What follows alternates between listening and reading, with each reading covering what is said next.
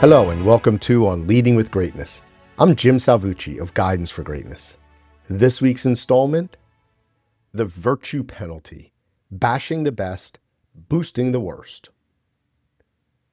No good deed unpunished, no bad one unrewarded. Walter Mapp, De Nugis Curialium. The opposite of a leader is a boss, or at least that's how I often frame it. The ego-centered boss values position, privilege, and power above all else. The leader strives to do the right thing and promote the success of the organization. Ego be damned. Let's create a little thought experiment. Let's imagine a continuum stretching from the bossiest of bosses on one end to the most virtuous of servant leaders on the other. And let's acknowledge at the outset that there exists no literal example of the extremes. No one is pure boss, unsullied by virtue, or pure leader, uncleansed by vice. Contemplating this continuum reveals a paradox of perception. I want to describe that paradox first, and then expand on its dire implications. Here's how the paradox works. The more an individual's behavior leans toward the virtuous leader end of the curriculum, the more we perceive their flaws and inconsistencies, no matter how minor or anomalous. Meanwhile, when dealing with an individual whose behavior is more on the bossy boss end, we tend to amplify their merits, no matter how minuscule or rare. I'll go further. We actively probe for and condemn the failings of true leaders while going out of our way to find and glorify virtues and even the worst bosses. This tendency undermines great leaders while giving the biggest bullies cover. Let's call the phenomenon the virtue penalty. Here's an example.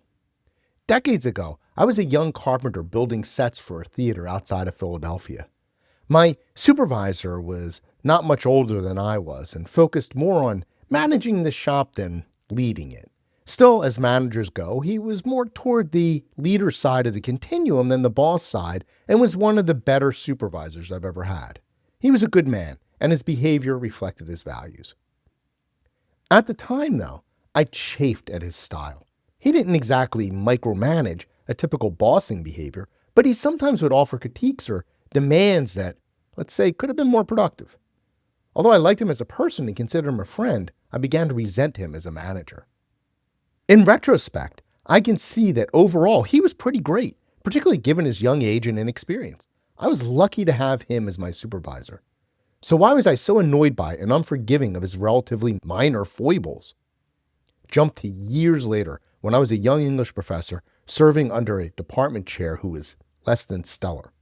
While she could be charming and even generous, her choices and behaviors most often reflected her biases, wants, or moods.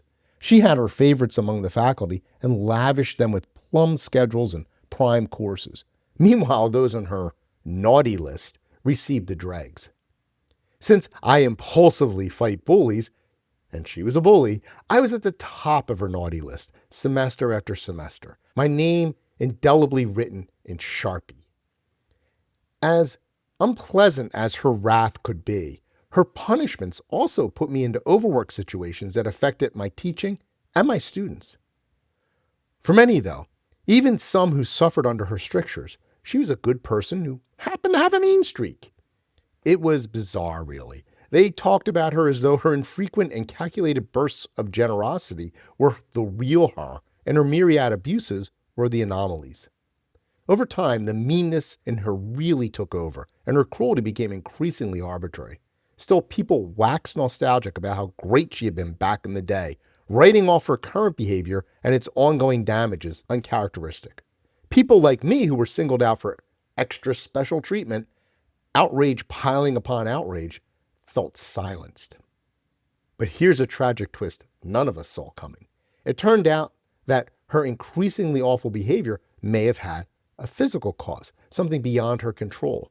Namely, a neurologist discovered she had a massive brain aneurysm. You'd think discovering an actual medical cause for her excessive behavior would undermine my argument about our double standards, but it actually proves my point perfectly.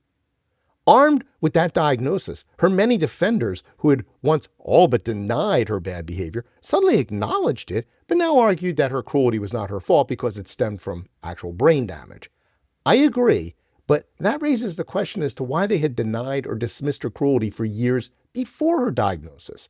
And why did they just write off all the destruction she wreaked after they had proof positive something was amiss? Aneurysm or not, people were hurt, including students. That's how the virtue penalty works. The supervisor who demonstrates an inclination to lead with goodwill gets the greatest scrutiny, while the one who is just a boss gets pass after pass. We see this scenario all the time, even in our politics. The politician, who is primarily a public servant, has all their flaws scrutinized and amplified. We pinpoint, exaggerate, and exploit their shortcomings as though they aren't anomalous.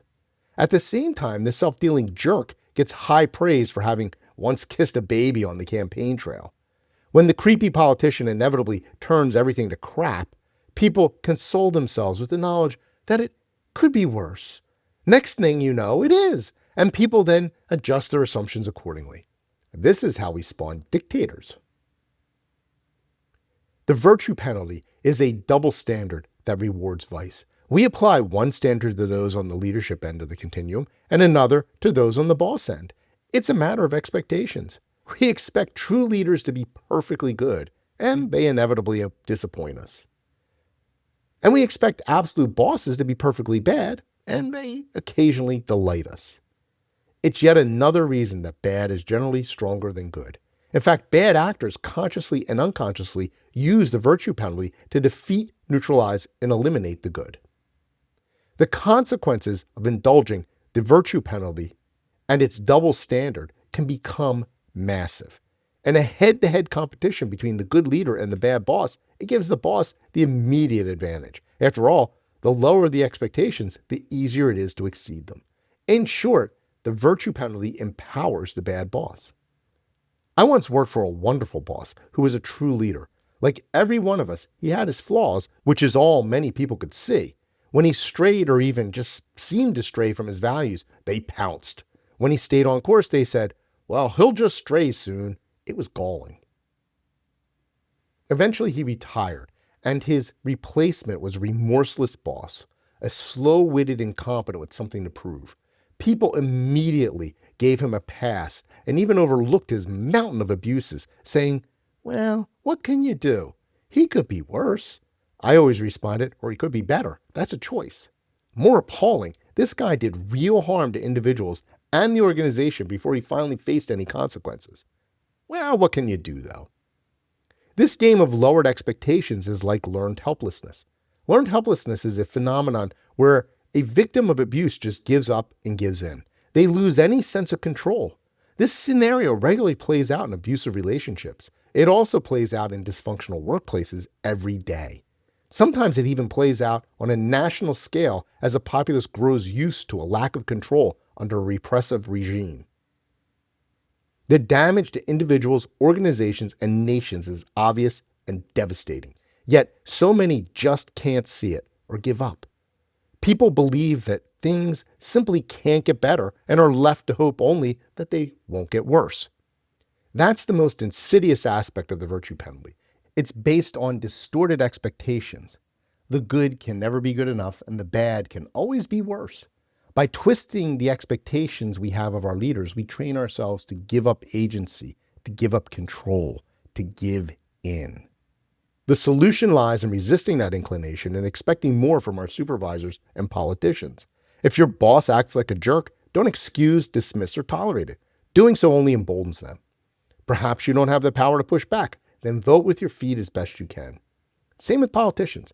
We need to stop giving a pass to the most abhorrent behavior because we feel some odd good might come of it. The ends rarely justify the means. Protest and vote with your ballot. They ain't the boss of you unless you let them be. We also must recognize and elevate the leaders among us. Stop amplifying their occasional flaws and look at the whole of their behavior. A manager or politician who makes mistakes from time to time is human. One who does good from time to time is a jerk.